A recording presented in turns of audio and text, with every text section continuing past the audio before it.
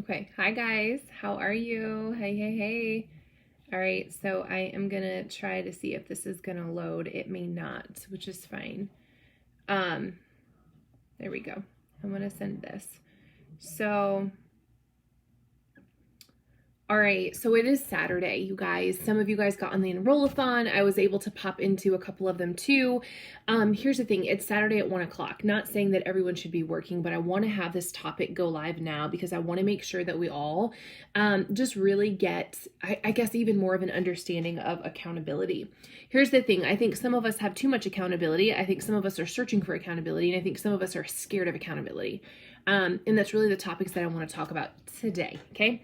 All right, so as always, you guys, I'm reading from this devotional book, Jesus Calling. It is super dirty, but this has been super, super life-changing for me. I've definitely been able to better serve my needs of what's been heavy on my heart because I can search that way through this, okay? So, you guys, today we're going to talk about some of the things that may circulate or may be behind why many of us fall short of accountability, or why many of us are scared of it. We're literally terrified. Okay, so let's get into it. First, you guys, I want to read to you something that sort of resonated with me, and I want to kind of start the topic there. I'll try to keep this pretty short. I just have two areas that I want to read to you guys. Okay, so here's the thing that I want you guys first to understand. So I'm going to read this little journal entry, and then I'm going to read the prayer, okay? So it says, sometimes life seems completely overwhelming. Hard times and stressful situations occupy my mind. They feel like a heavy burden that weighs down, crowding my thoughts and sapping my energy. I become completely focused on the struggles and allow myself to obsess over my problems. Yet I know that even when I find myself buried in difficulties, I need not be captive to them. When I'm surrounded by convoluted situations, I can bring them to you to make sense of them. Though I try to effectively deal with problems on my own, I realize that you want to offer me your strength in the midst of them. I am thankful that I can bring you all that clouds my mind and that you will give me your peace and focus and clarity. Help me to get above it all, Lord. I long to climb this mountain and reach the summit where I can finally see. I want to get above these clouds and breathe in the fresh air. Help me, Lord, as I climb. The weight of my worries threatens to keep me from you. I don't know how I can let go of these burdens, so please, Lord, take them from me. One of the things that I think surrounds, you guys, the inability to hold our own selves accountable, is that I believe firmly that fear and anxiety are at an all-time high. Think about this. Accountability, in a sense, is a responsibility that you're taking on yourself, right? It is something that you are choosing to take on and see through, right? So if I take accountability of a situation, of a group, of a meeting, of whatever, I am taking full responsibility that I'm going to see it from A to B. Now, that's great in some circumstances, right? But sometimes what happens is when we have the accountability in a situation, in an area, in an event, in a group of people, in something extremely large or big or powerful or like, whoa, we tend to want to shrink back. And the accountability in that situation seems to be incredibly large, something that we can't fulfill because we think we're lower than where that accountability level is. And although sometimes I think we can be, right? Because it's always a work in progress. I think sometimes we allow the fear and anxiety to tell us that we're lower, right? So you're allowing the fear and the anxiety tell you that you're not capable, of running a team. You're allowing the fear and anxiety of what's to come in the future or not to come in the future, or maybe you're waiting on news for something. Maybe you're worried about, being able to pay 6 months down the road. Maybe you're upset about something that happened in the past. When we hold on to the past and we, are super anxious about the future, we are then clouded. Our judgment's clouded. Our responsibility is clouded. Everything that we are doing in the present moment tends to drop. We're not as effective. We're not as intentional. We're not as equipped to be able to have 100% accountability in certain situations. And so I think some of you may be in a situation where you're like, I want to have a team. I want to grow. I want to do da. But then when you get a team and it falls apart, there's the fear and the anxiety. When you get a team and they're not working and they're like, oh, woe is me, excuse, then the fear and anxiety rise. And what's interesting about this is that I firmly believe that having accountability in this business, it doesn't need to coexist with fear or anxiety. It is simply just what it is. It is just being accountable. And I think that what we try to do is we try to be accountable for everybody. Like I have a large team. I can't be accountable for my entire team because I would have fear and anxiety. It would totally wreck me every single day. But what I can hold accountable is myself. And that's the only thing that I think that I can control. I can control the accountability that comes from me. I cannot control the accountability that comes from everybody else. Upline, downline, sidelines, I don't care. What line, doesn't matter, right? So I think if you're in a space and you have accountability in this business, ask yourself this question. Is it really the fact that you're scared of the accountability of leadership, of advancing, of growing a team because you're trying to be accountable for everyone? Or are you just trying to be accountable for yourself, right? So I think that's a very honest question. And I think it's something that we need to start asking ourselves, because I firmly believe that if you're trying to take on everyone's accountability, you will drop very fast. Your whole demeanor, your vibe, your positivity, your spunk, your fire, your momentum, your energy will literally get sucked out of you because you're trying to be and do everything for everyone and you cannot do it. But what happens is when I try to be accountable for other people, my own personal accountability falls.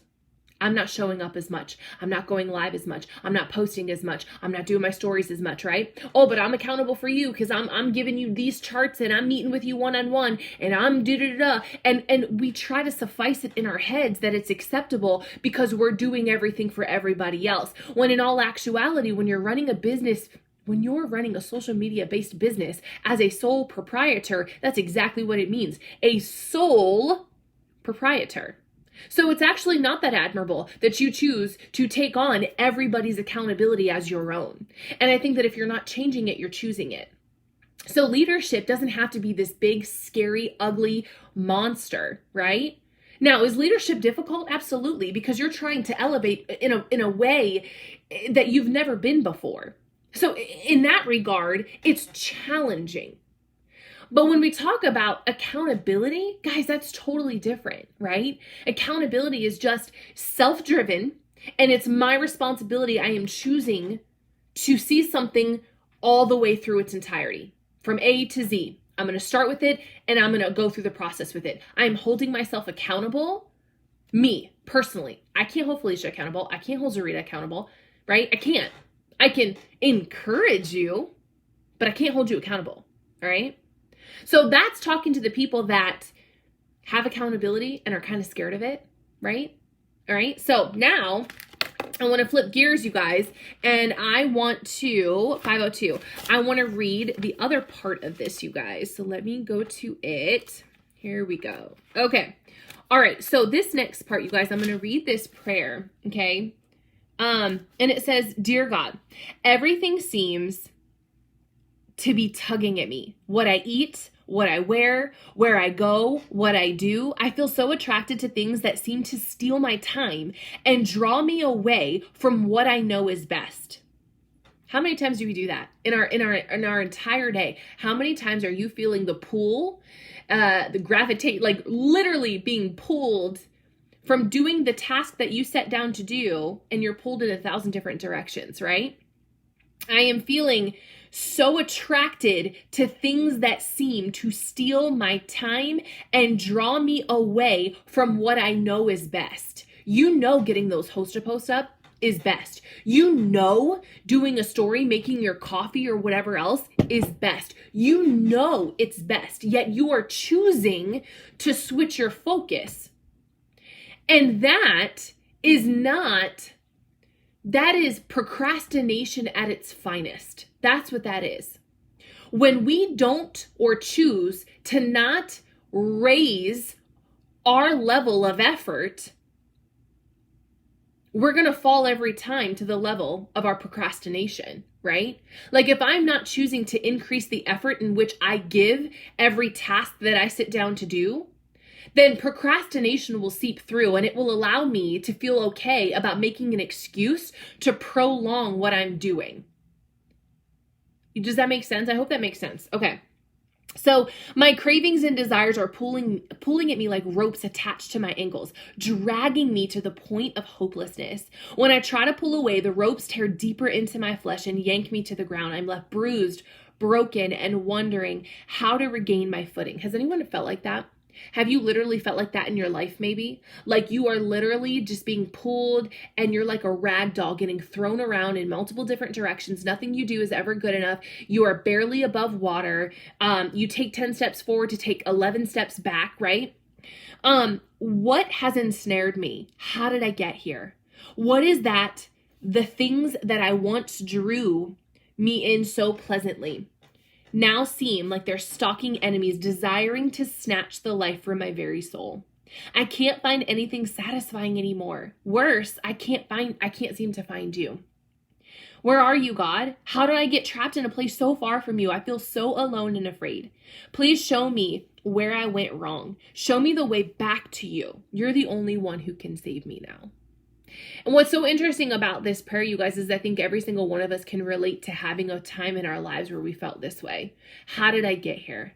How did I get to this point? I promoted Ruby and I lost it. And I can't even remember what it feels like to want to push for a promotion again.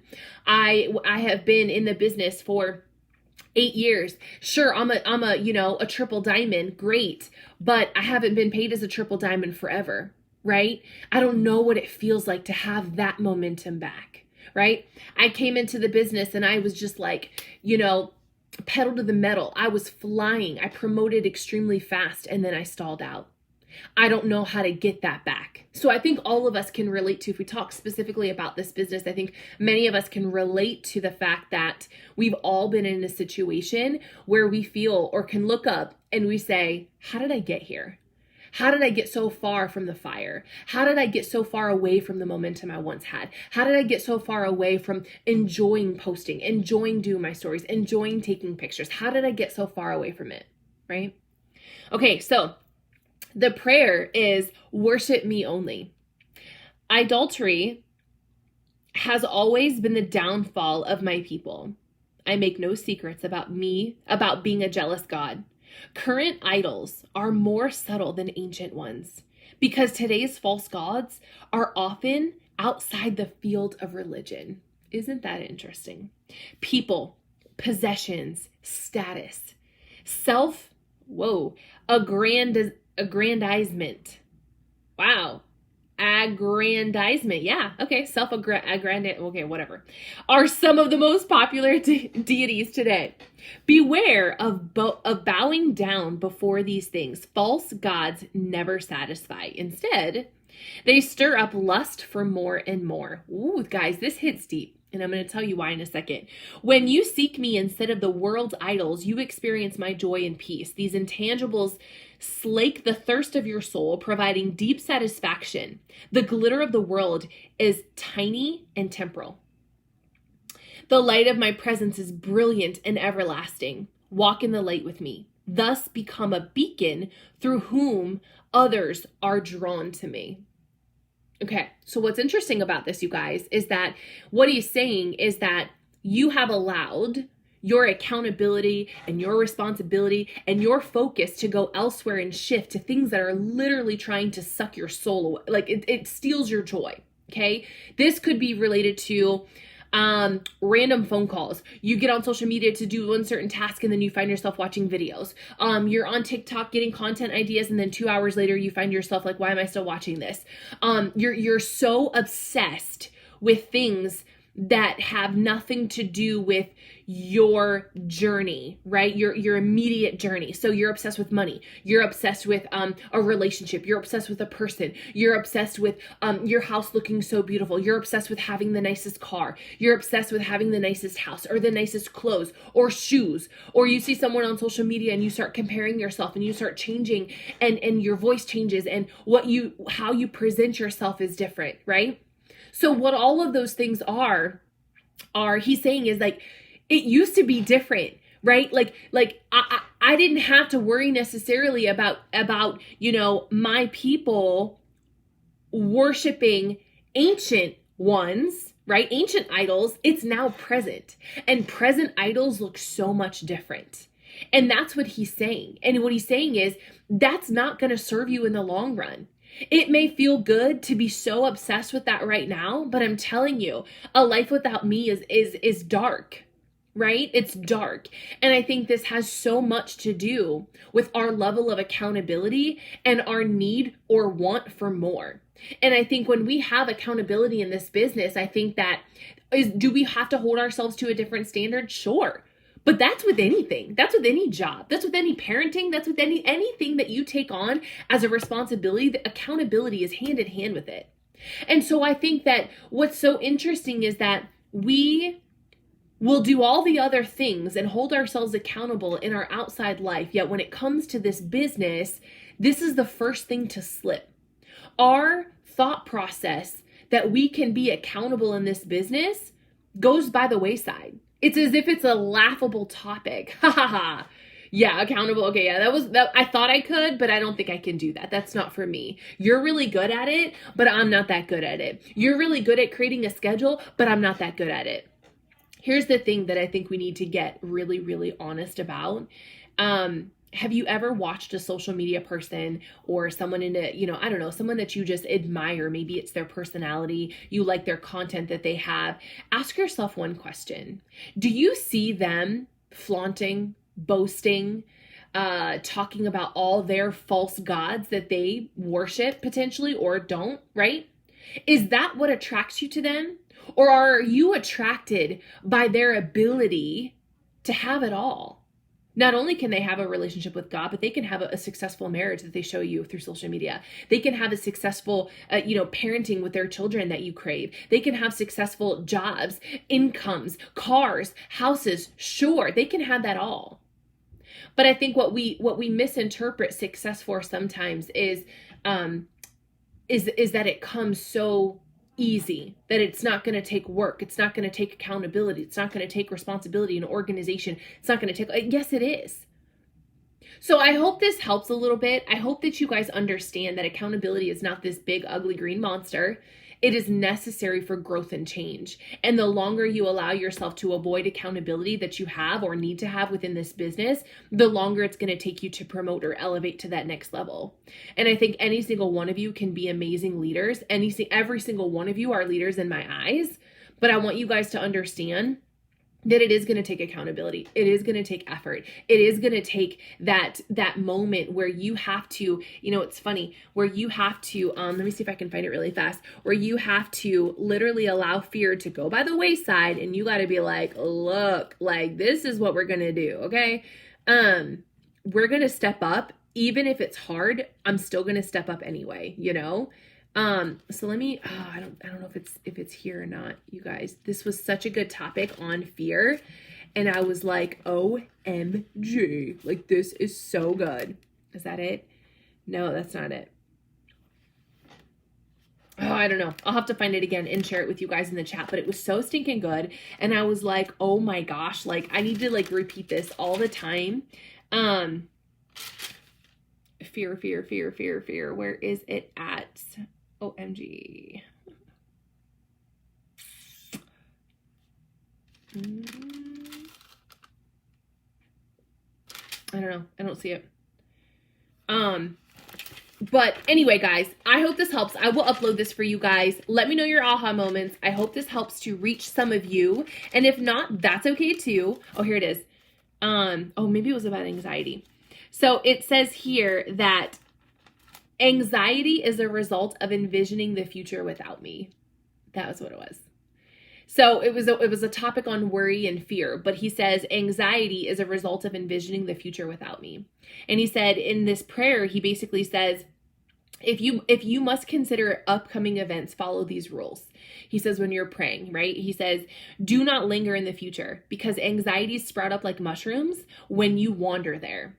And he says, remember the promise of my continual presence. Include me in the imagery that comes to your mind. This mental discipline does not come easily because you are accustomed to being a God of your own fantasies. However, the reality of my presence with you now and forevermore outshines any fantasy that you could ever imagine. So what he's saying is when you're imagining that big house that you want to be in, when you're imagining that new car, that family vacation, don't leave him out. Everyone wants to leave him out. Don't leave him out, because he's the one that's making you elevate to that level. He's making it possible to bring those people into your life. He's making it possible for you to have those communications and conversations. He's making it possible for you to fail so that you learn the lesson, so that you can go back out and you can accomplish more things, right? So don't leave him out. If you're imagining all of that, allow him to be a part of that image. And I thought that was really interesting, and it's something that I don't often do. So when I read that, I was like, that's me. Like, that's so me, right? So anyway, guys, I love you guys. I appreciate you guys. And I will see you guys later. Bye.